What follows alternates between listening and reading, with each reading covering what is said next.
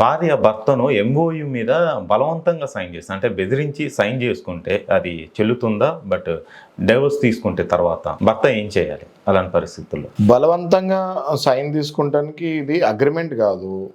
Okay, ఇది agreement of sale కాదు, లేకపోతే అగ్రిమెంట్ కాదు, కాంట్రాక్ట్ కాదు. ఇది కంపల్సరీ కోర్టుకి వెళ్ళే సైన్ చేయాల్సి వస్తుంది. ఒకవేళ ముందే భయపడిచ్చి ఇంటిమిడియేట్ చేసి నువ్వు అక్కడ సైన్ పెట్టకపోతే నేను నిన్ను చంపేస్తాను లేకపోతే నేను కొడతాను అనుకుంటే ఆ వ్యక్తి, ఆ మహిళ ఈ ఇట్లాంటి భర్తల మీద క్రిమినల్ కేసు, పోలీస్ స్టేషన్కి వెళ్ళి క్రిమినల్ కేసులు వేయచ్చు.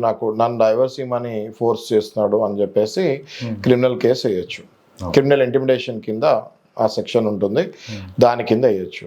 లేదు ఆమె ఈయన భయానికి తట్టుకోలేక కోర్టుకు వచ్చి కూడా సైన్ చేసి జడ్జి ముందు కూడా ఒప్పుకుంటే దాని ఎవిడెన్స్ ఎట్లా అంటే పక్కా ప్రూఫ్ ఉండాలి దానికి.